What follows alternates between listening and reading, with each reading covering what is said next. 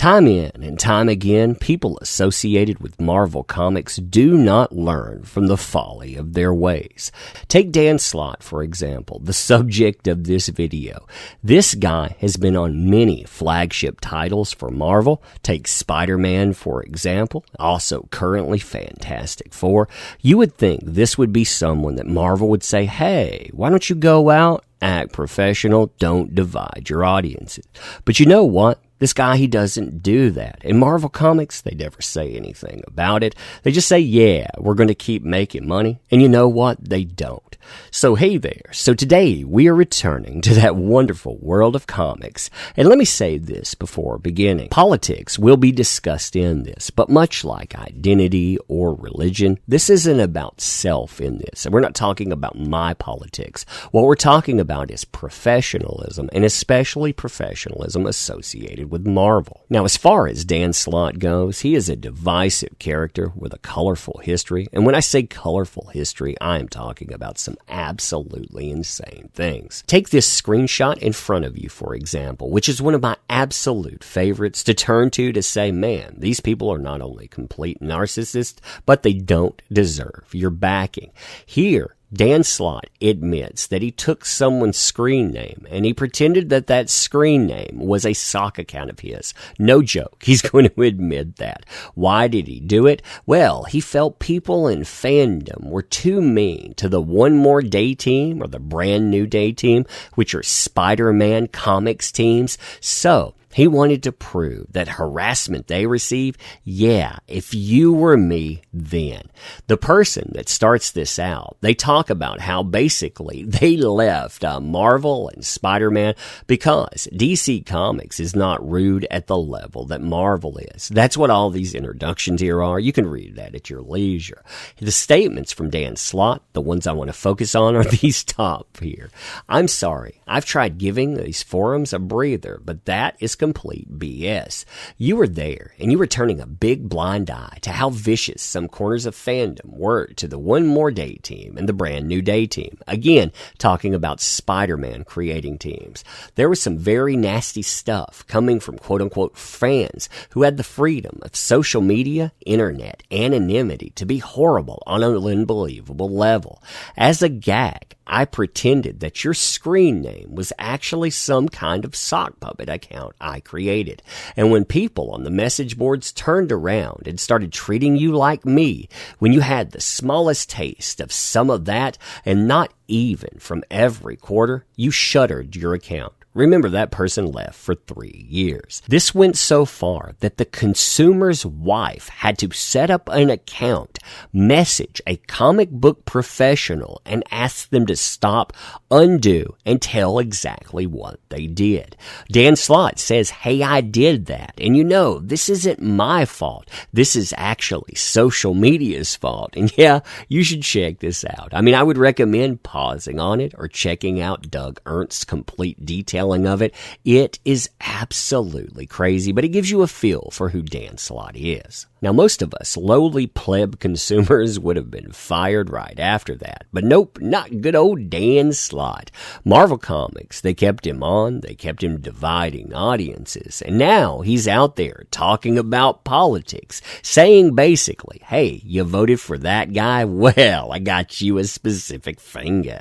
As Bounding Into Comics captured, and by the way, if you haven't checked out Bounding Into Comics, definitely do. They pay for this kind of stuff. They actually lost their comp books, their free Marvel books to review because they report on these folks. But yeah, they show Dan Slott's tweet here where he talks about this administration is not on top of this emergency. They're ignoring or contradicting their own experts. People are dying, and he's golfing at his resort again and profiting off of it.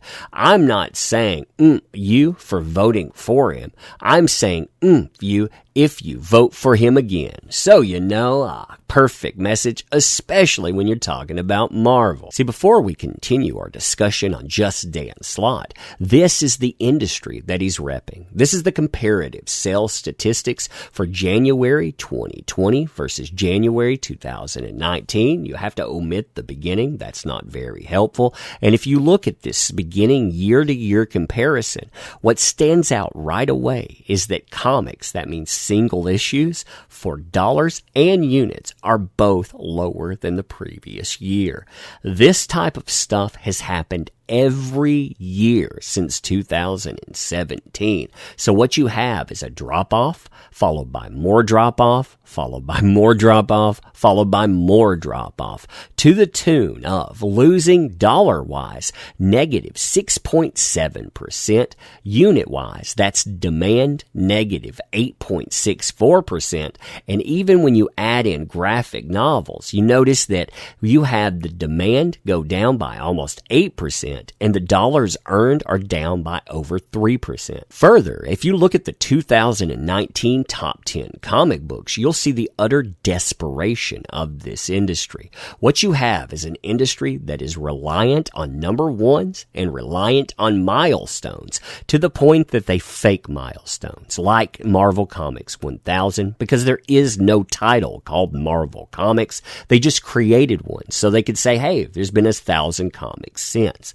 When you look at the pricing, too, they continue to raise it, and they're still losing money to the point where $3.99 that's the bottom rung. It's represented once in your top, but if you look, every time they reboot, they have $4.99s, $5.99s, $7.99s, and $9.99s when you get into the milestones, too. That, like I said, is desperation and trying to bilk out that bottom dollar. Now, what's sadder still is the company that Dan Slott represents, Marvel, and their current state of disarray.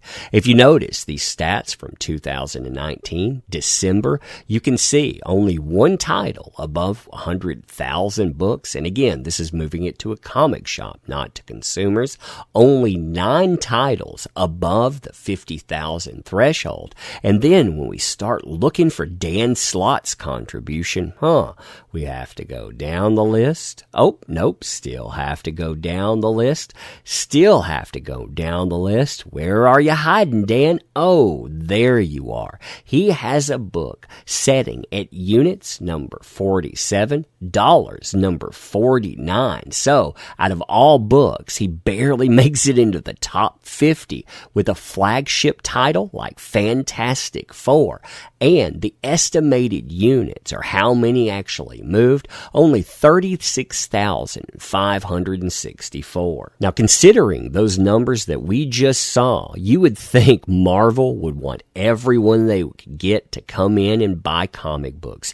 You would think all of the comic book shops collapsing, all of the problems that you see, that would be enough. But no, it never is. In fact, I would challenge you to this. If you follow someone like myself on social media, or maybe Ethan Van Scive, or say droves of other folks, see if you're blocked by Dan Slott. Why? Because he is a Blockbot user. See, a lot of Marvel creators do this, despite the fact that they're having problems, and despite the fact that they should be out there chasing those consumer dollars. Nope, they go out. They block out people that you know are consumers because, oh my God, those consumers out there, they might not agree with the way that I act. I always love seeing the reaction of people when they find this out too, because, you find out that you've been blocked by this professional. How exactly do you take that? For myself, if I'm blocked, my wallet's blocked too. But hey, maybe you have a different opinion on that.